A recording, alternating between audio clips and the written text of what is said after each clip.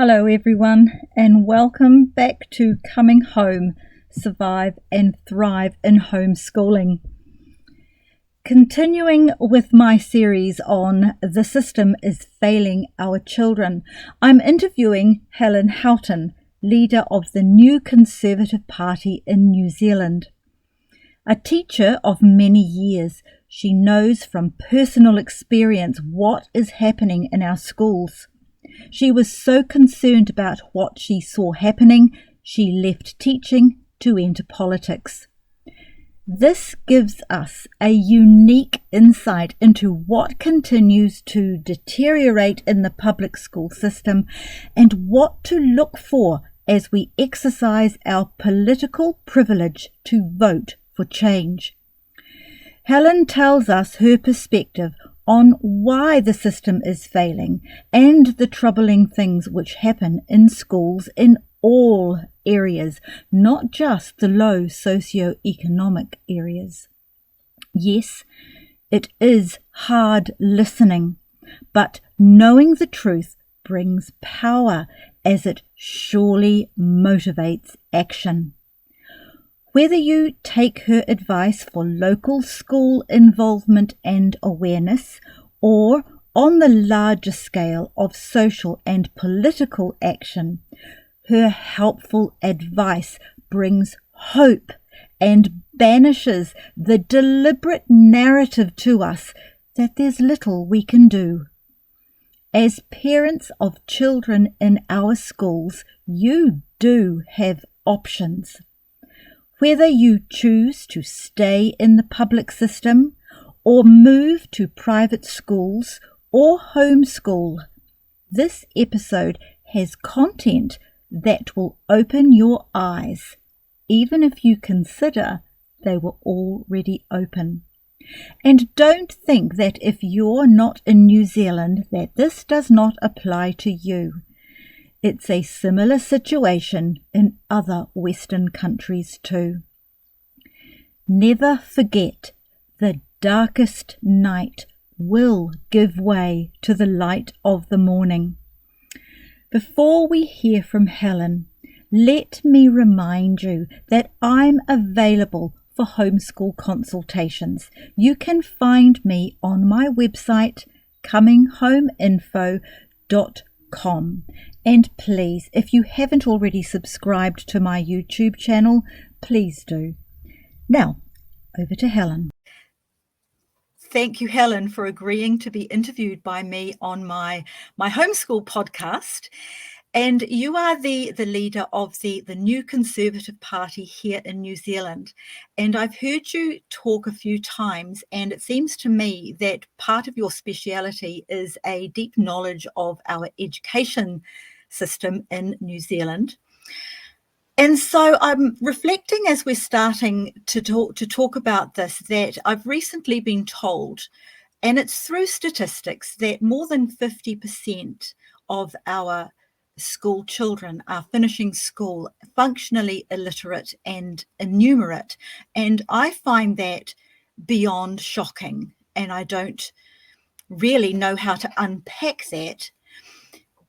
Could you please explain a few things that you feel are what is wrong with our school system? Or in the words of my podcast at the moment, how are the schools failing our children, or the school system? Hi, Christine. Look, thank you for having me on today, and it's really lovely to be here. But then with your first question, it's hard to smile now because there's nothing to smile about. 50% of our children leaving school without adequate literacy and numeracy is shocking. There's no other way to describe it. For one, that's unacceptable, the numbers of children that are not achieving.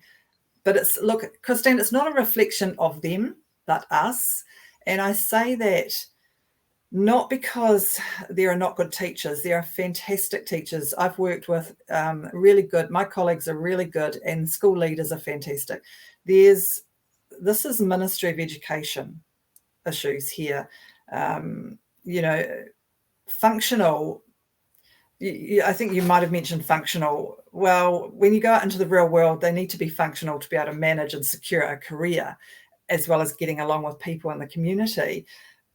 Education is extremely important, not only though to be functional, but for a sense of worth and a purpose. And many of those who are leaving school without that, they'll get along, but they're quite aimless in a purpose, and then that impacts their mental health. So this is something really alarming that we need to address.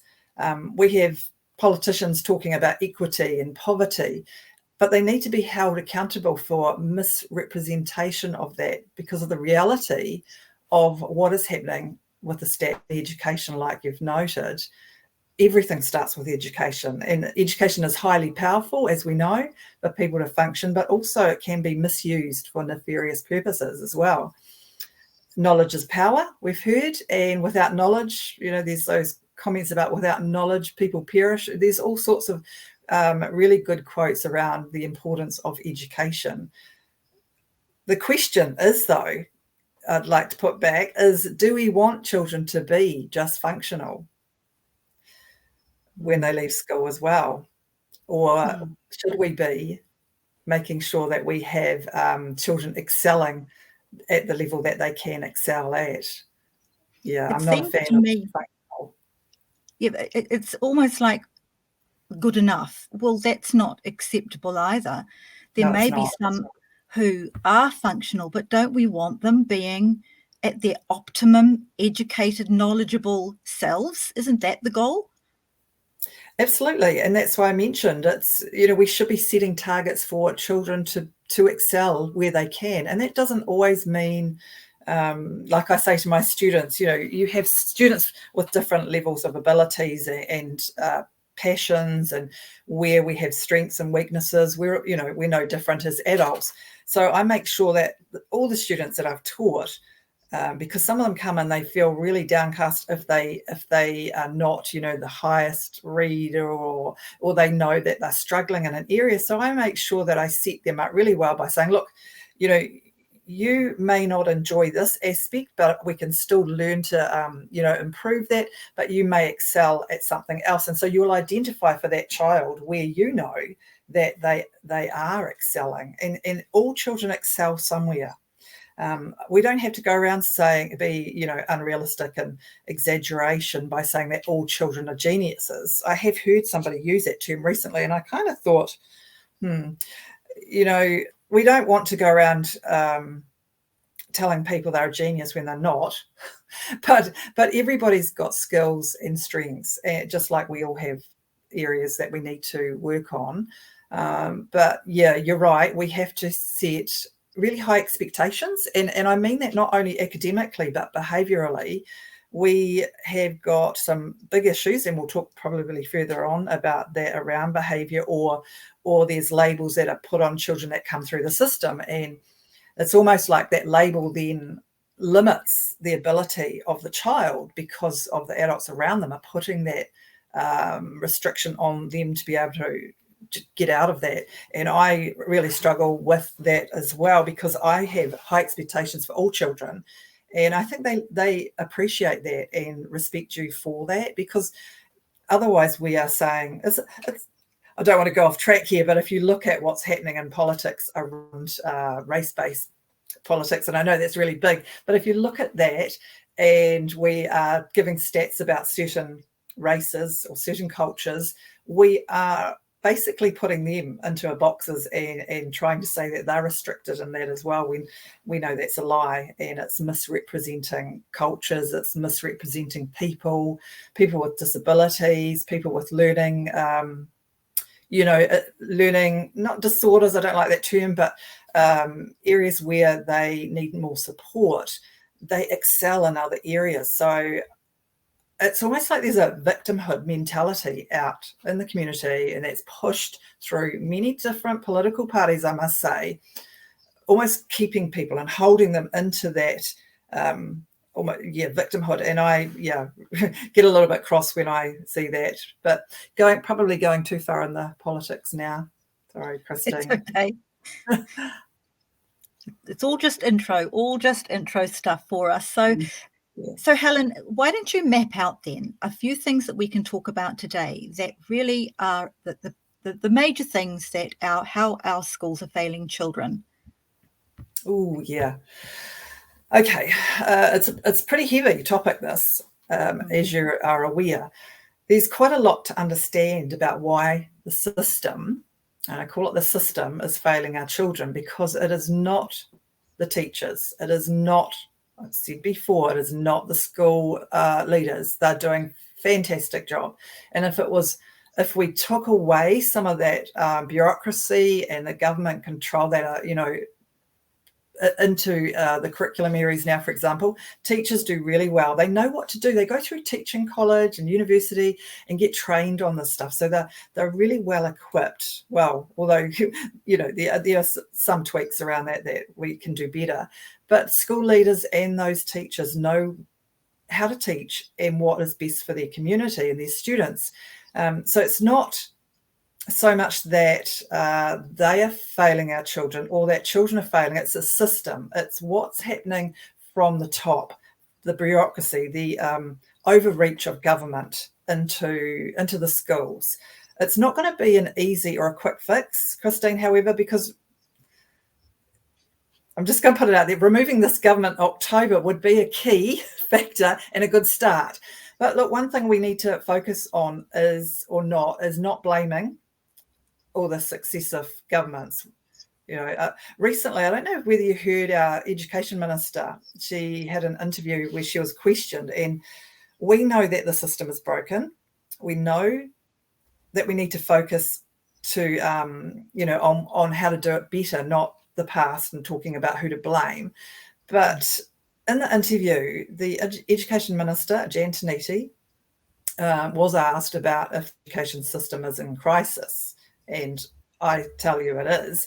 But she talked a lot about the NCEA, yet the crisis is occurring way before children are getting to secondary school. Then she goes on to mention successive governments. And like I said, we really need to focus on the now. But I guess for her, talking about those diverts the conversation from the government ideological shifts where parents and students are, I'm just going to be real, to be manipulated by teachers towards a woke interpretation of diversity and inclusivity. Then she goes on also to blame the wider issues. And yes, there are wider issues. We all know that. But as long as government ministers get away with this incompetence of blaming everything else on COVID, for example, or weather conditions, or even those socioeconomic areas, we're never going to address what is really happening in our schools. The minister never discusses what is really happening in the schools. And look, we can't wait for the wider issues to be worked out before we start making some positive changes to education, or the education standards and what's happening, like you said, those who are starting to fail. So I'd like to look at the school environment, not the wider issues, if that's okay, if we can start with that, because that is really where the issues are, Christine. Please do, Helen, go right ahead. You may be aware, being a homeschool educator and being involved there, of the exodus towards homeschooling was way before COVID. In fact, directly after we started talking about some of this politicisation of the curriculum and alerting parents to these ideologies, they gapped it, if I can use the term, gapped it out of mainstream school. I'd love to know the numbers that happened, but there's a misconception that people are saying that the homeschool has been happening since COVID. I'll tell you, it started 4 or 5 years ago, a massive shift. You might even have the numbers for me. No. But I'm going to break it into some major issues and then some that are not so obvious. And if you want to then unpack some of those, that's fine. But I'm just going to outline them first because that's probably the easier way to do it. Sure. At the outset, though, I want to make it clear that students are not leaving without adequate literacy and numeracy because of a phonics program. We know, I say that because we know that that's one of the solutions that the ministry have put a lot of money into recently. And a phonics program is not one of the big issues. So I'm just going to name them: curriculum overload and pressure to get through objectives. That's one. Technology, time on it and the impacts of technology on the mind and learners. Professional development, modern learning environments. There's a few other things: hidden curriculum, but at the top of all of this is the politicization of the curriculum. You might have heard about the refresh curriculum, and in particular with the sciences. I actually wrote a media release on that recently about the science teachers who managed to, there's a leaked document which I have got my hands on, and it's quite appalling what's not in there. And, the science teachers are reeling over it. So we have the school environment and curriculum that's been hijacked basically by identity, politics, culture wars, radical groups that are masquerading as expert advisors to the Ministry of Education. If there's anything so far that I've said out of those, I'm quite happy to unpack them a little bit more, Christine. All right. Is there anything I've said so far that you would like me to address more? I think we need to hear about the impact of technology. You mentioned, I just quickly jotted some of these down. And the hidden curriculum, because I think that could be quite eye-opening to listeners who may not realise, firstly, that there is a hidden curriculum, and second, what is in it. The science one is also pertinent because I too have been following this, and that's really only fresh out over the last couple of weeks that I've seen. And then try and tell us, please, Helen, how these things, this little list, how has that resulted over time to have such a chronic high percentage of reading and numeracy problems? Just help people take some of these things that you've identified and join them together, because that's the obvious thing we're seeing. Thank you. Okay, how about we start then with technology? Now, technology has got amazing uses, right? We can't deny that. And it's great having some implementation in the school. However, there's a couple of points here. So we have got now high use of technology in classroom learning, whereas there's not a lot of written work. You probably have noticed that, or parents might have said that to you. They don't bring home written work anymore. They can't see their child's writing because it's all done on their digital devices. So that can be a bit of an issue. I mean, some of that's okay, but we've been doing that for, probably close to 10 years, that technology side of it. But I think there's an over reliance on that type of learning and being able to assess children's learning through that. For one, you talked about writing before. They're not writing with a pen anymore, and so you don't see a lot of their working out and a lot of their editing skills or what they can do. I'm actually tutoring some children now as well, and they struggled at the beginning because when they come to me, they have to actually go back to pen and paper and write their stories and write their reports, and it's like they struggle because they don't have that technology in front of them that will do half that work for them. And it's going to be even more concerning with AI now as well. We want children to learn how to edit. We want them to know all those skills, but they're losing all those skills and abilities to, find words that they need. And as a teacher, if you can't see where they're making those changes, because they want to give you work that looks perfect the first time.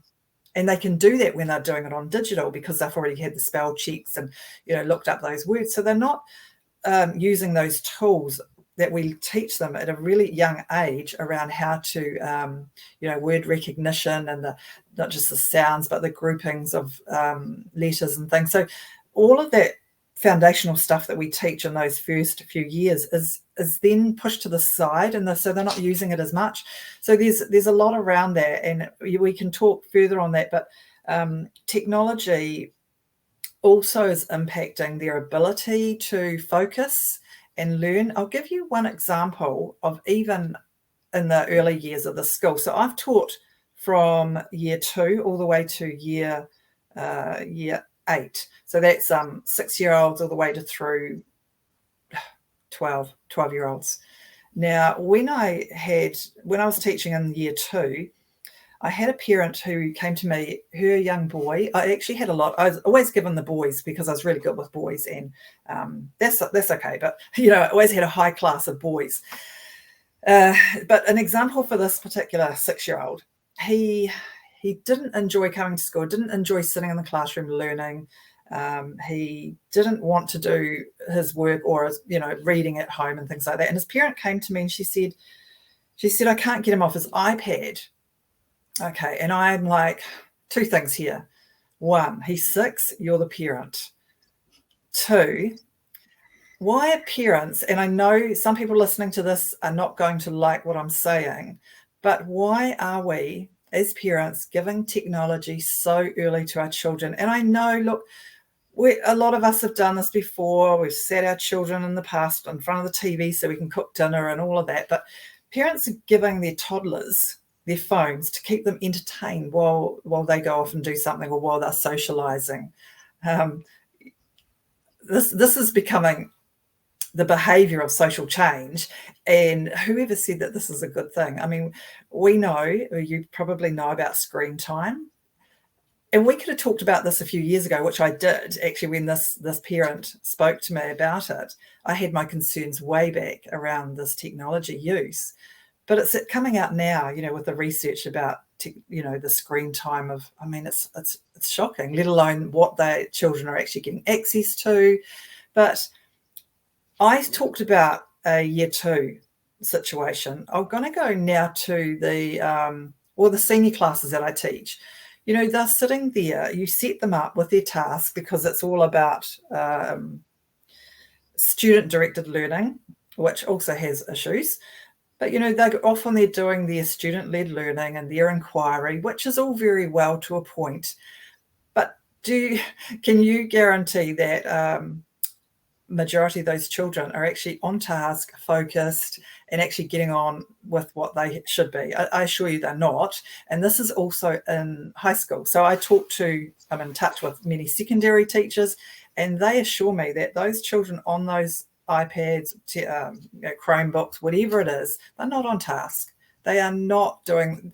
Children are clever. They know more than what we know about the internet and how savvy and how to get through things.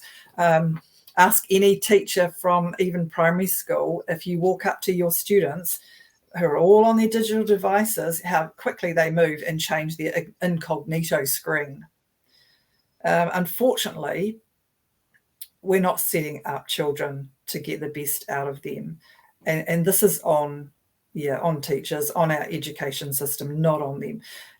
It's all very well to say, well, we set the children up to be self-regulated learners and to be responsible in their learning. But look, we're talking about children here. If they've got an opportunity to be off task and we're giving them the screen, they're going to make the most of that.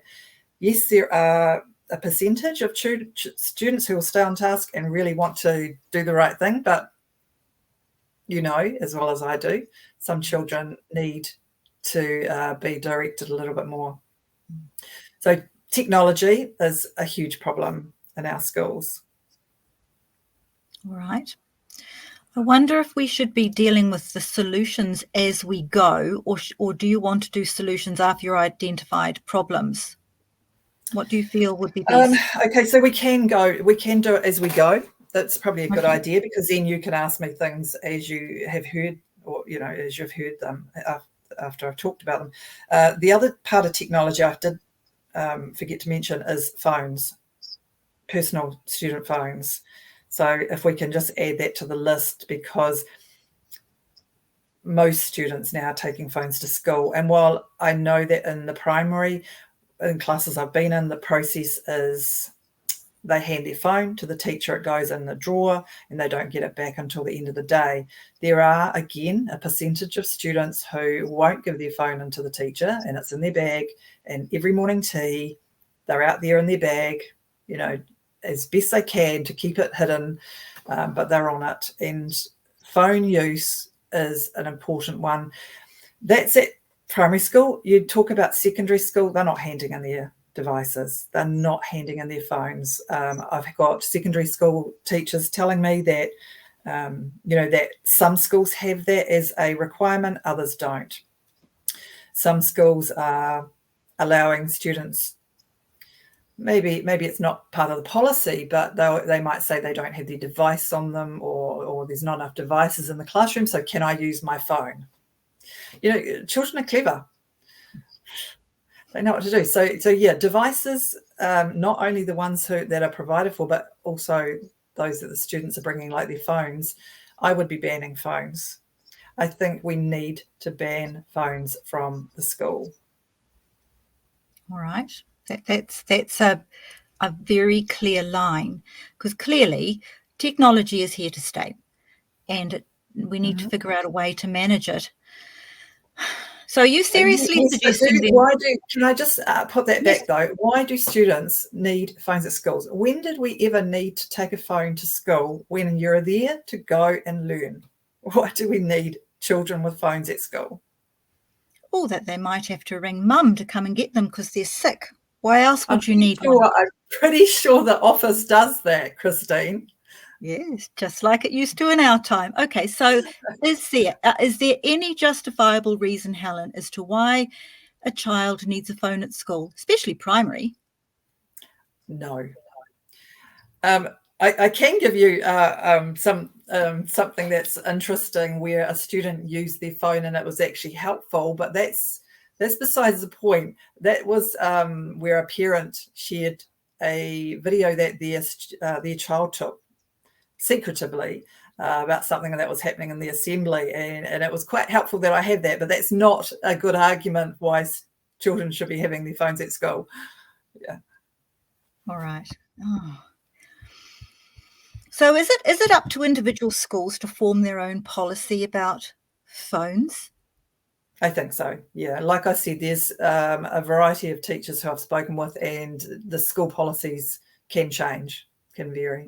Some are a little bit more strict with the policy, and others not so.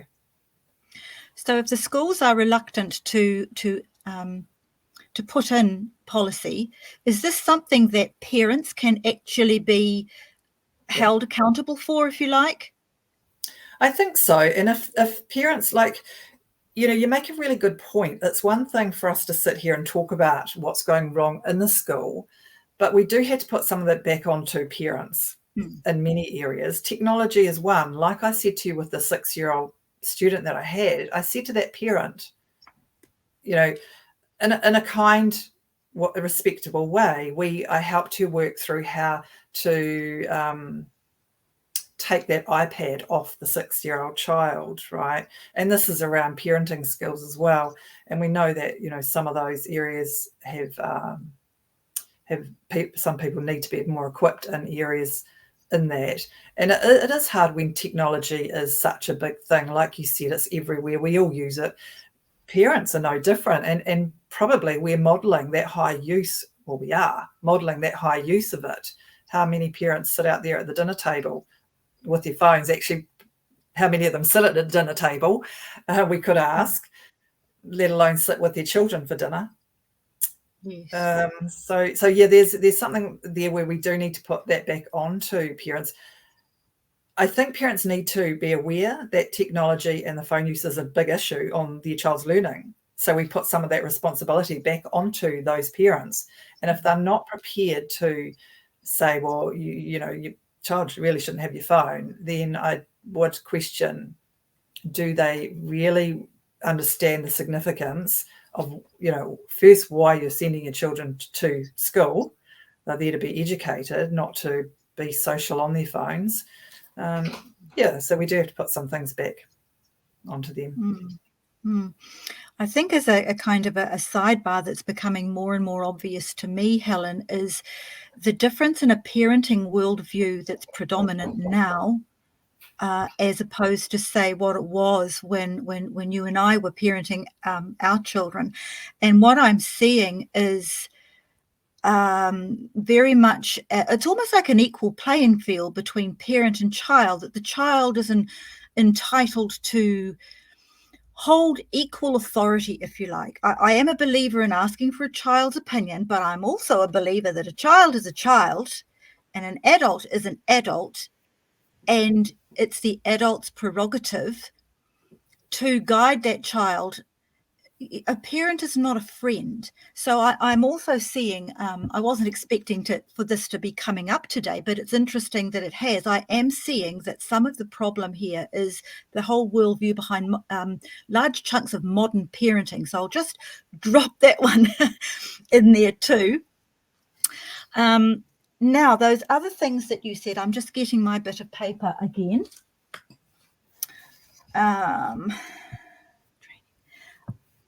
What about the hidden curriculum that you mentioned before? I imagine this is quite a biggie, because I'm not sure if many parents even realize what's going on, and even some of them, if they want to know what's going on. But for those who know but don't know fully, what can you tell us, Helen? And then please give them some help to know what to do with this. Okay, now the hidden curriculum may not be what you're thinking. I'm not talking about some secret document that's that all of us teachers have tucked away, that we're learning, that we're teaching from, that parents don't know about. I'm talking about what we don't see, even as teachers, what we don't see occurring in the classroom under our very noses, occurring in the playground, occurring outside the actual lessons, even within the lessons time. So there's what children come to school with. There is the relationships between those children.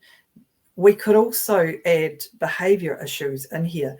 And that's one thing I didn't mention, that as one of the big issues on why we're failing our children at the moment. And I really should have, because behaviour is huge in many ways. And so what is happening within that hidden curriculum that we talk about impacts the learning or the ability for those students to actually retain information through those lessons anyway, whether it is they are focused on what a student who has come to school that day was displaying really poor behaviour management, or whether it is what that student has come to school from, what environment, what's impacting them outside the school.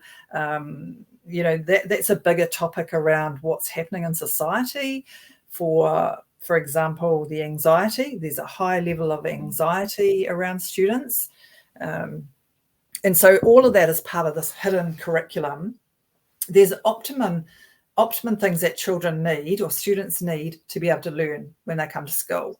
And, part of those things are things like a healthy home environment, for one. And I'm not just talking about having dry, warm homes, but also for children when they're in school, for them to be able to learn and be in a place of learning. We know that the prefrontal cortex has to be in a calm place for them to focus. And if there's things happening in their lives or even within the school, then that can really impact them in a negative way, and that they will not learn. No matter who the teacher is, no matter how well that lesson is taught, those children are not going to learn. So there's a bigger picture here with that hidden curriculum that we need to address. So can I just stick with the behaviour of other students here on this? Now, Please. We have, and you've probably heard about this over the last couple of years, we have a high number of students who are at school that are behaving, let's say, more than unruly, where on the one end, teachers' hands are tied. So the modern thing that you talk about, can I say wokeness, of teachers not being able to, I can't really use the word discipline, but remove students that are causing not just minimal disruption, but I'm talking about, potential harm, because there's a high percentage of that happening in our schools now. So teachers aren't able to, they've lost control. We need to give teachers back control of their classroom. For example, and I've been in many classes like this in many schools where some of these students that have come in and they've got a lot of stuff happening in their environment, which is highly traumatic to them. So, there's reasons why they are displaying these behaviours, but that should not excuse the fact that we keep these children in our classroom impacting every other student. Okay, so this is impacting the learning. And now I'm going to say some things here that parents should be actually concerned about. Our learning classrooms or learning environments are not safe spaces for your children in more than one way. So for the behaviour side, I'm not talking about children who might throw a pen occasionally or swear at the teacher or get a little bit angry. I'm talking about full-on physical abuse and violence towards other students and even teachers. This is high-level stuff. Some of these children that are placed, in school each day are coming to school with their own trauma, but then causing trauma on other students. They're aggressive towards them. We often have things called lockdown, and that's not lockdown from outside visitors. This is lockdown where students have been so violently aggressive towards other students in the class, where we've had to lock them. This is true stuff. I might expose a few things today, where we've had to lock them outside of the classroom to keep them from harming other students. Now, okay, we might have stopped that harm from happening, the physical harm, but we're still harming all of those students who are sitting there watching this aggressive, violence behaviour from a child outside the door or the window, and especially in these big modern learning environments now with all the windows, where that child is out there and all of those students inside, we're trying to keep their attention diverted away from what's happening. That is causing trauma to the children. Parents have got no idea that this is happening. And they probably wonder why some of their children don't want to go to school the next day or are displaying anxiety. Can I ask a question about that? Sure. I would like to assume that would be a rarity. No, it's not. And the other thing that I would like to assume is that, well, it wouldn't happen in my school because we come from a affluent neighbourhood, or we're not in a low socioeconomic zone. Can you please address those two things? Oh, okay. In terms of the violence that you were just talking about. These children are at all schools. They may not be at the private schools, but as far as state schools go, it doesn't matter the socioeconomic area anymore. There are children who are coming from homes where it doesn't, we can't just talk about the affluent areas. Families now are placed in all sorts of in all areas across the country. And yes, sure, there might be some very high deciles sitting up at the 10 level, which is the highest, where not such a rarity, but it still can happen. And yeah, I'm not talking about an everyday occurrence, but to be honest, in some schools it is an everyday occurrence. Yeah, so it is a big one. And we're not, okay, if you want to focus on the affluent, they're not going to experience it as often, but I don't tend to want to be focusing on only the affluent here. I'm talking about all these children, the parents who might be hearing or watching today who are in middle of the range schools or the lower socioeconomic schools who are dealing with this, and your children are dealing with trauma. So unless these parents are actually asking their children, they may be completely unaware that this is even happening. Is the school obliged? Sorry, go on, Helen. No, you're correct. It's become norm. It's probably become normal to your children. So I say that because, gosh, I can't give an exact figure on how many years ago this started to be more prevalent. Let's say six years roughly. that we started seeing a lot more of these behaviours. Now, I think the biggest problem is, like, there were some episodes where police have been called, but it got to the point where, you know, we're so concerned about that particular student who is coming to school with a variety of dysfunctional home life. And so we're so concerned about that particular student that we do anything. I'm saying we is because that's what teachers are expected to do, anything to keep them in the classroom learning. They're not learning most of the time, but we are supposed to keep them in the classroom environment. That is not helping them or us or the students, other students. So this is, you know, probably 10 plus years ago, we would have those students taken out of the classroom, you know, and do some work in another area or another space. I'm not saying that's ideal, but it's more ideal than keeping them in an environment where they are impacting everybody else. So, for example, when I said to you about the lockdowns, they are the more severe, but they, in some schools, that's actually often happening. That so not only are they impacting for a short time, this could be going on for quite some time before that child regulates or calms. And so basically you've lost a whole period of learning, because even though we've managed to direct the other students away from that heated, you know, what's happening, they're sitting there, you know, they're not going to be able to process. And even the teaching staff have just dealt with a highly volatile situation. And so you can't just, or you try, go back into, oh, let's have a great lesson now. You know, that's a whole period blown out. And I have been, this is not some exaggeration, I have been in a few schools where this occurs a lot. And there'll be teachers out there that may watch this and they know this happens. So what's happening though with the behavioural stuff, even when it's not that severe, we've still got children or students that should be removed, have that option to be in the classroom when they are performing like this.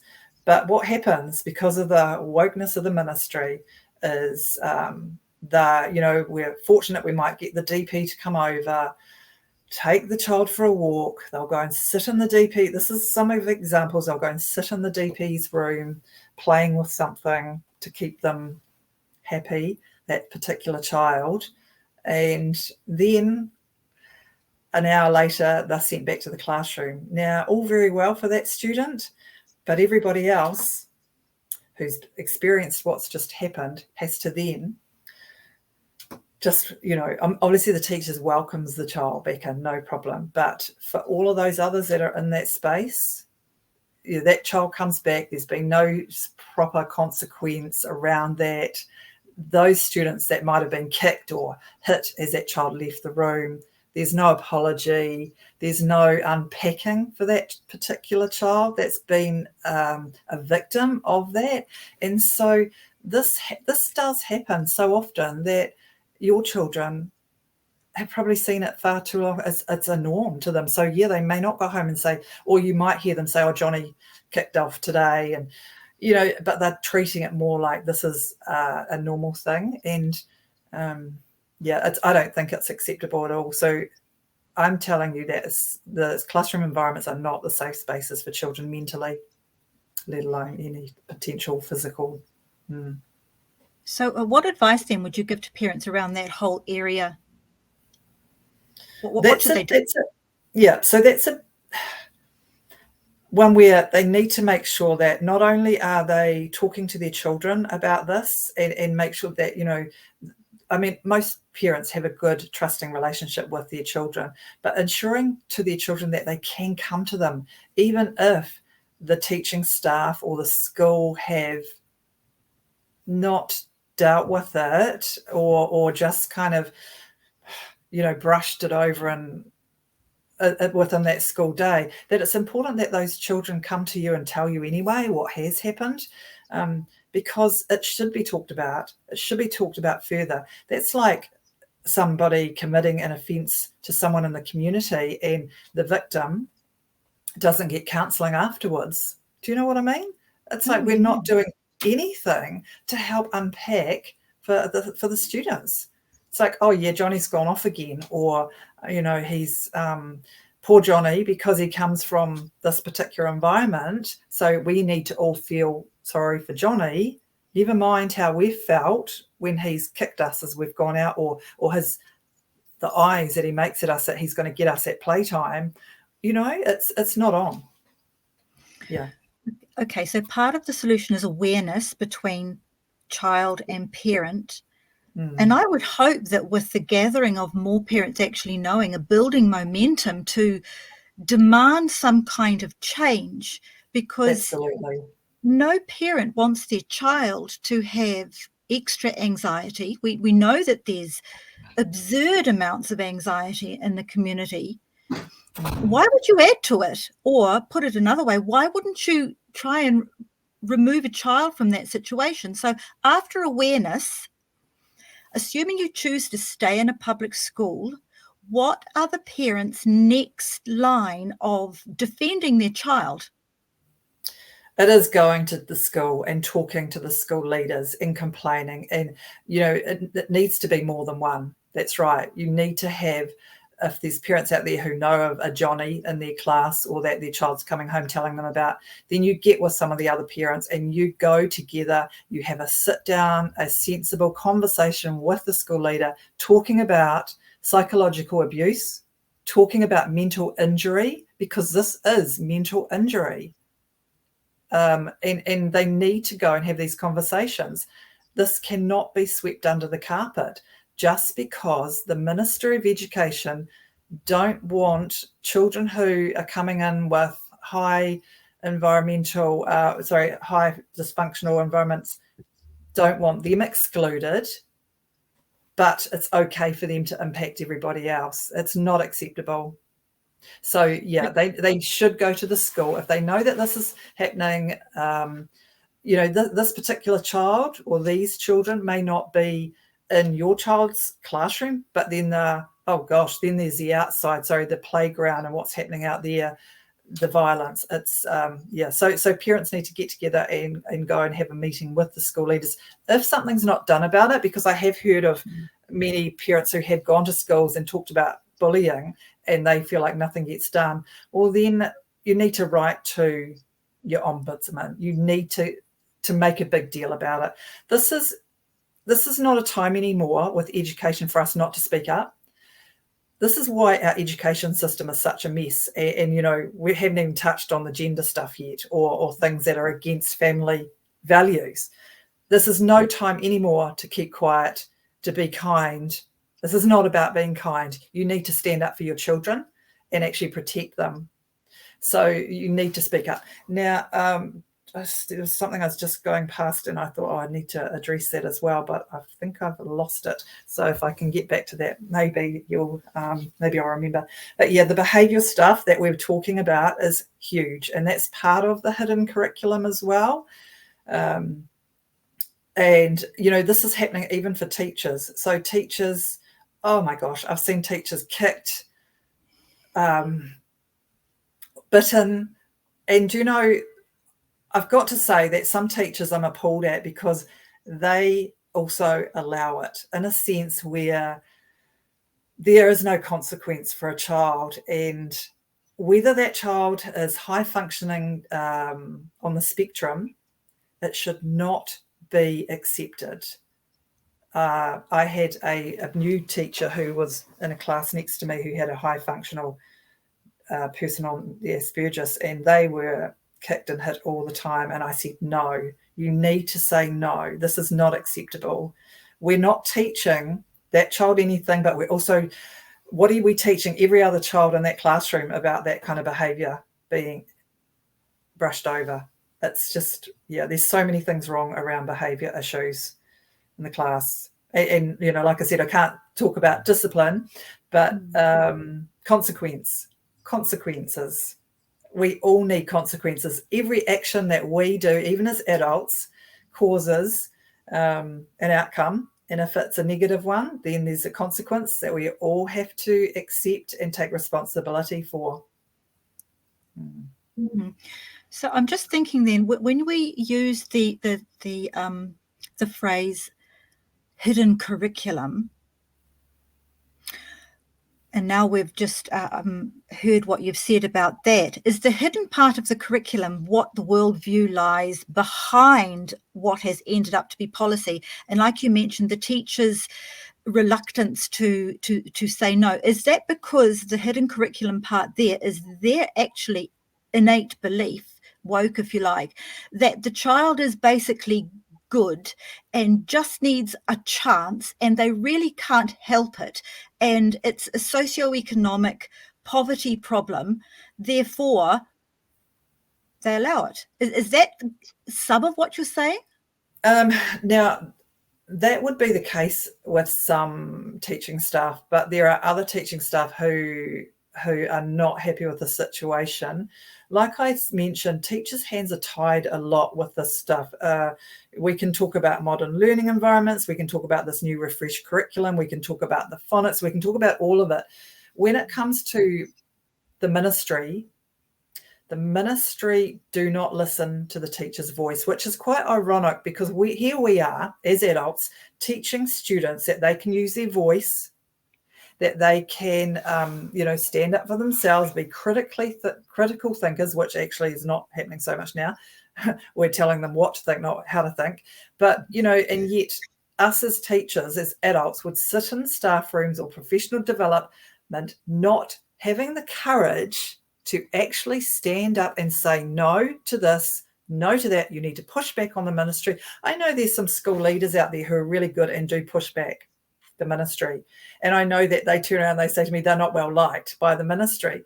But really, what are we doing here? I mean, what is our education system turned into when they get to dictate and the school community has to just appease them when they're not the ones in the class dealing with these children, seeing the impact not only on the learning but on the child, the psyche of the other children, the mental health, the anxiety. So yeah, as I said, the behaviour is a big one, and we've probably used a lot of time purely on this, but it's an important one that I've always felt like needed exposing, because parents, and I know parents are so busy, right? And that's where we have to also, and us as a party, we talk about investing more in family. You've got two parents that have to go to work now. Parents are not as available to their children. So we talked before about making sure that the parent knows what's happened in the child's environment that day, but parents are so busy sometimes, and we're not available as often as we would like to be. So one day can go to another, and that child may not have had a chance to offload or to have that quality time with the parent even. And this just continues. It's becoming too much of a norm and accepted. But yeah, sorry, I've probably gone off track. You're talking about the teachers. There are teachers who would be like what you've said, and so we need to give them another chance. And I'm a teacher or an adult who always sees what's happening and want to make a difference and help that child, but not to the expense of everybody else's well-being. I'm sorry. You don't sacrifice everybody for one. We have to address, it's a bit like the crime right now in the community, if I can link it to that. Yes, we know that a lot of these young people, they weren't born criminals, and there's so many other things that we have to put in place to help them.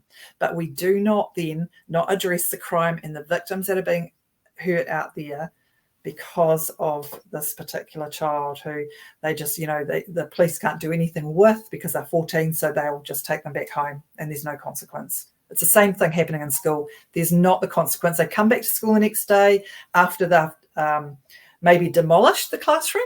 I said to you about the lockdown. Sometimes I've demolished the classroom before we managed to get them outside to lock them out. I've been in some classrooms where we've had immigrant students who have come over from war-torn countries, and they're already psychologically damaged. They've got a lot of serious issues, and yet we're supposed to have them in a mainstream classroom with all of that psychological stuff going on in their head. They then get triggered, they blow off, and this is reality. There were 4 whole classrooms once where we had to move every class out and get out of the classroom and left that student and locked them in. Okay, this is really serious stuff. That's one example. There's others with serious, being in the alcohol syndrome. There's a lot. Sorry, Christine, there's a lot of issues. Yeah. Gosh. Yeah. Oh dear, it is heavy going, and I can understand that the natural response of many members of the public to just not want to know. It's not real. It's a conspiracy. Not in my school, etc. All right, Helen. More hidden curriculum. What else have you got to hit me with? Okay, so the behaviour one, that's the big enough. Yeah. It's the peer stuff. It's things like having social groups at lunch times, I'm talking about rainbow community. There's activism that's going on in playgrounds, would you believe?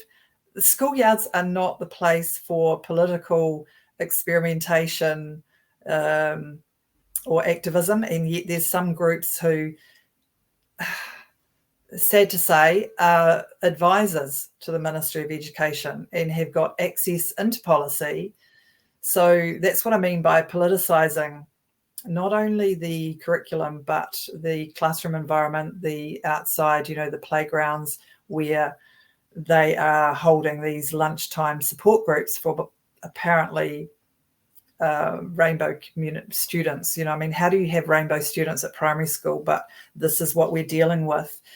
All of these things, parents don't know. I've interviewed a parent over the last year who now comes out with me and talks to groups of parents about what's going on. For her in the high school, she had no idea that her child was going along to, having these friends that were in this particular group, and then ended up transitioning from her female sex to, become a boy. And that particular high school helped that child. So what I mean by that, and that's a bigger topic as well, but this is also part of that hidden curriculum where these groups, parents don't know about it. It's not part of the actual education curriculum where, you're going to a sporting club at lunchtime. These are rainbow community groups. And this organisation called Inside Out, they have on their website documents that are for students, for young people, to help them to be activists in school. They're encouraging them to go to their school. And for example, this lunchtime group thing, there's one there where they make suggestions to children. If your school is not having a lunchtime group supporting, you can go to your principal and demand one, basically. But that's a bigger topic, I know. But there's things like this as part of a hidden curriculum. There are behaviours amongst students that are part of hidden curriculum. There's learning disabilities. All of that is part of a hidden curriculum, things that are going on that are not part of the overall daily plan of educators. Why don't parents know that there are activists in the school, Helen? Who lets them in? Okay, so we can touch on that. Now, I'll just see where we're at, because I did say to you, as well as all those issues, that the top issue that is the biggest issue for anxiety now and for the homeschool exodus is that the environment has been hijacked by identity politics, by these radical groups that are masquerading as expert advisors to the ministry. Now, I'm talking about Inside Out. I'm talking about rainbow groups, rainbow youth. Who lets them in? So we have too much government control in the education sector. It all came about when I found it about 5 years ago, almost 5 years ago now, where I found the new, it wasn't that long ago, the actual document, the Sexuality and Relationship Guidelines, did come out in 2020, but obviously we knew about it a little bit before that. So it came out 2020, and this was all around under the guise of inclusive and diversity. So that potentially might be something we want to talk about in another podcast, because it's quite big. Yep. But because of that, that's why now we are having all of these rainbow groups in schools. So the school doesn't have a choice. Okay, maybe we should just park that one then, because you're right, it is a biggie. But hey, we've introduced it, so we'll go back to it. Sure. Okay, Helen, what else is in the hidden curriculum, please? Well, I think you've probably got a pretty good picture of that hidden curriculum. So, we talked about all of those factors, the things that are happening. I mean, you start the school day off, the bell rings, the teacher's in the classroom at 8:30 in the morning to make sure we're there for the students as they arrive, to help them to settle in the classroom. We kick the day off at 9 o'clock with a classroom conversation, hopefully. And then, we've got our different sections, whether it's reading, maths, writing, although there's not a lot of writing done, as I did try to let you know. But there is, even between transitioning time. So I suppose we could add that hidden curriculum where some of the modern learning environment has impacted. What I can say about that is, we talked before about that behaviour of the student pinging and causing disruption. Now, with the modern learning, we don't have those single cells anymore in most schools, where before you might have one child who's got, severe needs and has those behaviour issues, and you can manage it. Now, where you've got the modern learning, where you have maybe 3, sometimes 4 classrooms all in the one massive area. So take, for example, one child out of each of those classrooms who's got serious, severe behaviour issues or learning disabilities. One of those children might go off, and then that pings all the others. It's so you can see how this can impact. Now, when students are transitioning between these lessons and these modern learning environments, it can look messy. It depends. I mean, a lot of the teaching staff do have it quite well structured now. It took a few years, but it does work reasonably well. However, there's still transition time where, students will muck around getting to the next lesson with a teacher who's just in the next area. But all of that is part of a hidden curriculum as well, because it's all impacting time from learning. Whereas, when you had that single classroom, you had your students there, and it was always you would do your maths, and then you put your maths books away with all of your students, and then you'd get, you had a quick run around the yard to give them some outdoor time, some fresh air, and then you come back and you get on with what you're doing. So there's a lot of things that you could say that are in that hidden curriculum with the modern learning now. The sounds, the fact that there are 5 teachers now, 4 or 5, instead of your 1. And so, okay, I'll tell you the most important thing for a child to learn, and you probably know this, but for me and a majority of teachers, it would be the relationship that the teacher has, or the child has, with the teacher is huge. A student will not learn if they don't have a good relationship with their teacher, a positive relationship. It's really important for us to know our students and for them to, feel safe in that environment. If they don't have that, it's going to impact what they could be learning.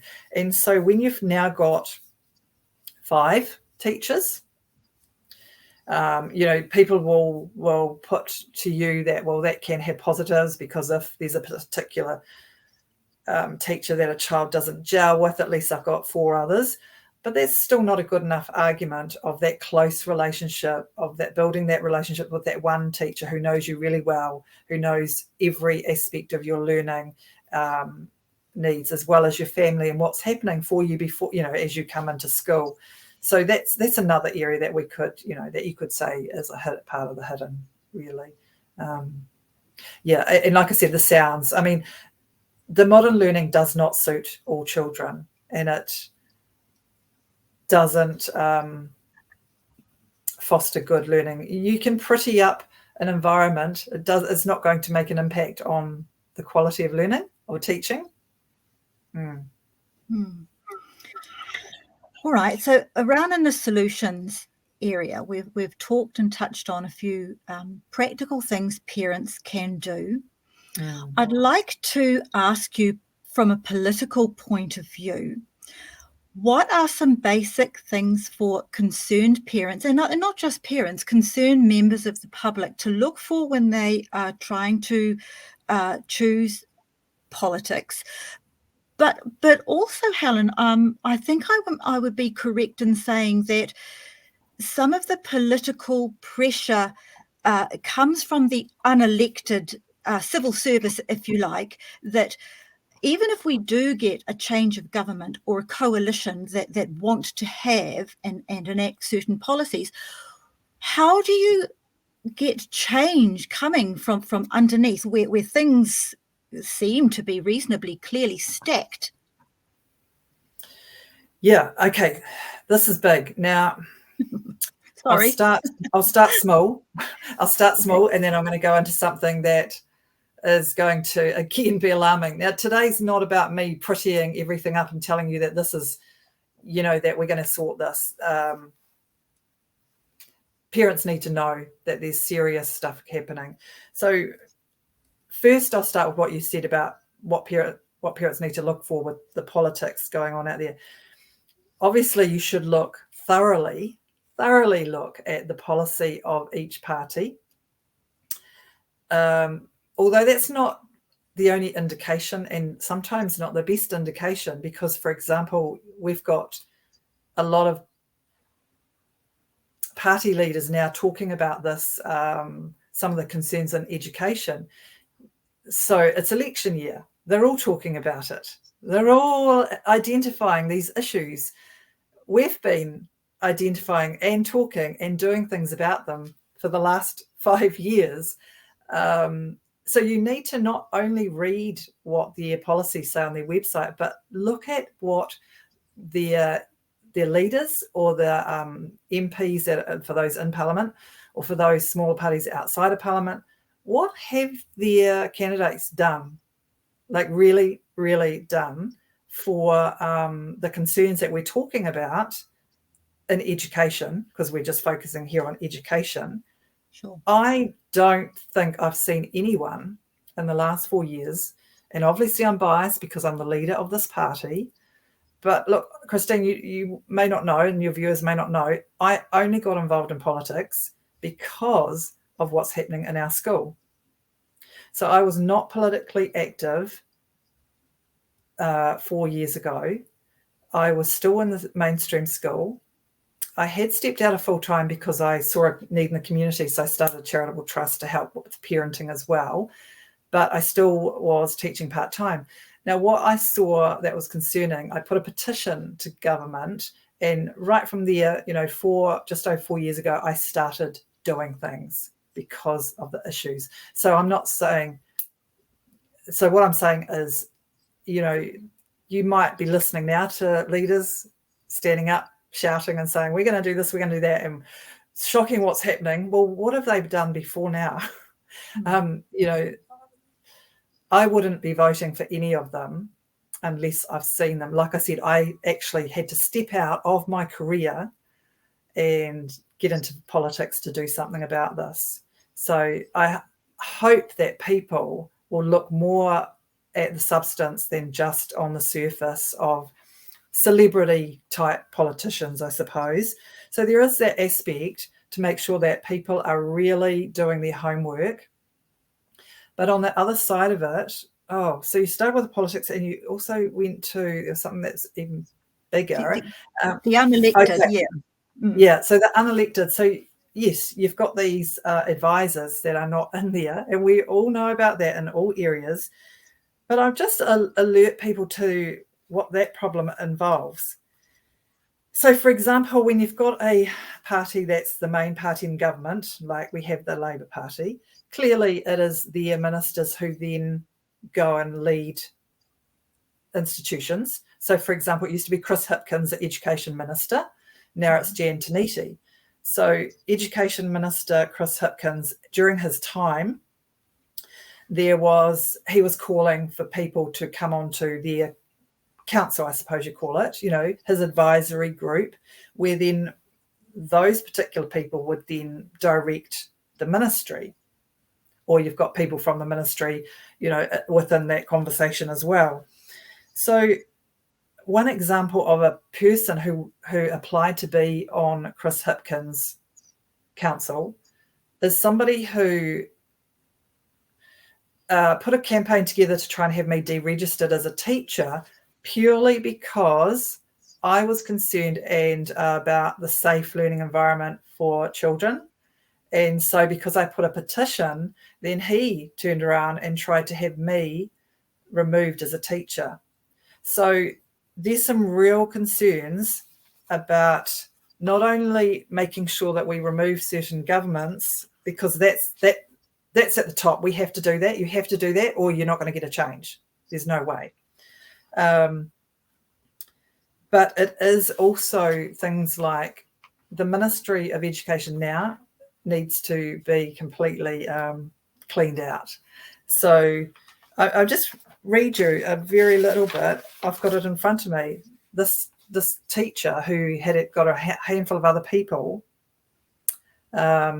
and wrote a letter of my conduct, the conduct of Helen Houghton when I put the petition, right? Because I put a petition, there was problem with my conduct as a teacher. I wasn't going to be a good teacher anymore to students because I had a belief, and so you talk before about the wokey teachers or the lefty teachers or something, you use that term where they'll allow certain things. And you're right in a sense, because some or many teachers are very liberal and do go down that track where everything's okay and they'll just brush over it all and they won't address these hidden curriculums as well as the big issues. So this particular person, he was trying to get onto the council, and this teacher is a teacher in a girls' high school, and he opposed, or tried to have me as a good teacher caring about our students' mental well-being removed so that he could, because he thinks that all of this gender stuff we're going to talk about another time is actually okay, and that in his perception, with him and his husband, it's okay to teach these girls and all his students this very liberal and highly sexualized content. Now, these are the type of people that we're getting in our school system, or who are already in there. So you said, how's this happening, I suppose? But it's happening because of the different types of people we have in positions. He was just like me, a teacher. But if he had been accepted onto, at that time, Chris Hipkins' council, you can imagine.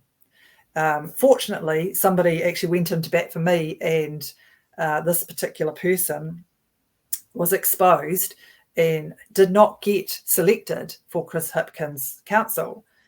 But you can see how very easily different ones can get into positions where their values are completely at odds of some of the parents watching or listening now.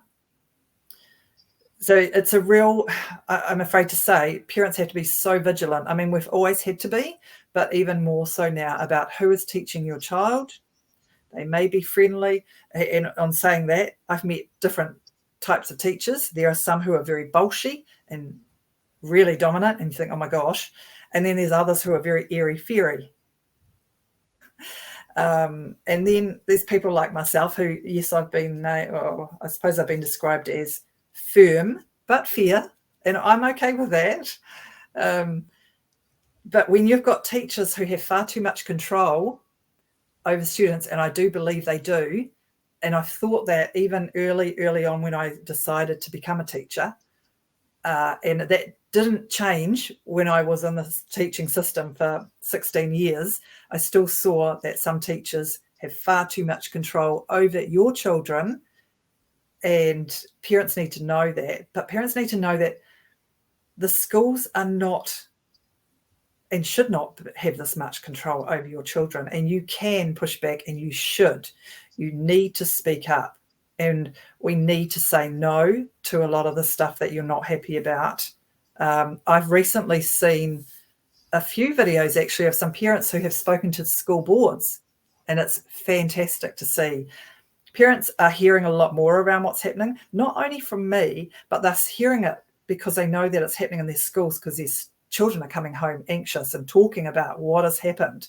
And so some of them finally are standing up and going to have these meetings, and that is really good. And so I have to put it back onto, you asked me what to do. Well, I'm saying, well, you need to teach it. So parents, these are your children. I can do so much, and I will continue. But there are the activists who are out there, and that is teachers as well, who are saying, oh, but they're not your students. I mean, they're not your children. So I'm trying to do my bit by defending and protecting, and we need to do a lot more of that. We don't have enough protections in place for our vulnerable children. But then we have these liberal teachers who think it's actually acceptable for them to teach your children about highly sexualized content, for example. And other things there that we'll discuss. So private school or homeschool, I do advocate for homeschool, Christine. However, that's not very fair on a lot of families who can't do that and who are not in a position. So then it is about helping to empower parents to deal with the school that they're in, but also it's not fair that we should expect parents to go and homeschool. We've got a state system that, let's face it, we're paying for. And who are they actually representing here? So it goes back to politics. I mean, everything is political. There's some really good people out there who are opposing some of the stuff going on, and they have great resources for parents. There's a place called Gender Resist Education. They're in New Zealand. They have a website, great resources to help parents know what to say and to ask questions. There is another organisation, Family First.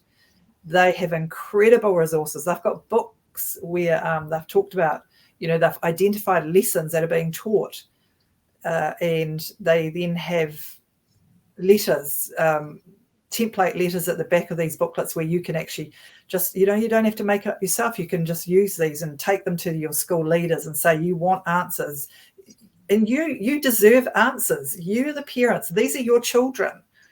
Stand up in your parenthood, and you're the adult. Push back, take responsibility. They're your children, and they're our children. We are sending children into hostile environments right now.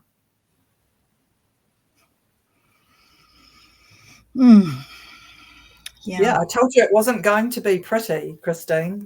No, but it's the truth, and I don't think it's a wise thing to hide from the truth. It might not be pleasant, but we need to hear it, because how can you make decisions about what is the best thing for you and your family if you don't know the facts? That's right. And I do agree with what you just pointed out too, and that regarding the homeschooling, I think that's a fair comment. No parent should have to feel that they've been frog marched into homeschooling against their will because there isn't a viable alternative. So whilst those are there who do want to homeschool, people like me are here to help and equip them. But part of what the purpose of this series is recognizing that there are parents who want to stay in the public system. Therefore, what can they do? Those who want to move away and go to alternatives, the ones in between public school and homeschooling. And I just heard of another idea the other day that I'm going to pursue with an interview, and that is Start your own school. So there are alternatives. Actually, I agree with you. I do agree with you there, and I think that's something that I will potentially be looking at myself. So yeah, if anyone wants to get in touch with me later, do that. We need to. Yeah. Helen, is there anything else that you can think of that would be really good to mention before we wrap up today? I think that two things. Let your teacher know about their code of responsibility to your family. It's not only about what the teaching council is directing them about what they're pushing. It's about the responsibility they have to you. Also, you might want to drop a little hint to your teacher, if you're concerned, that there are torts in law, so I'm halfway through a law degree, around mental injury. So you might want to drop a wee hint that if they are teaching anything, and whether sounds like a threat or not, I don't actually, maybe that's what some educators need, that if they are going to teach your children anything that is not in line with your values or that they haven't informed you about, that they need to be very careful, because there will be lawsuits coming up, and I assure you there will be. Mental injury is a huge one. Wow. Yeah. Okay. Thank you. That's actually a really helpful and hopeful bit of advice to come in. To be honest, Christine, I think that's when we're going to turn it around, when we actually start pushing back in law. Yeah. Bring it on. Good. I'll be there. Helen, thank you so much for your time. You've been so generous with what you know, and I just know, listening to you, that there's a lot of other podcasts that we could do, so much to talk about. But for today, we have done exceptionally well. Thank you again. So appreciate it. It was a pleasure to be here. So thanks, Christine. I look forward to talking again.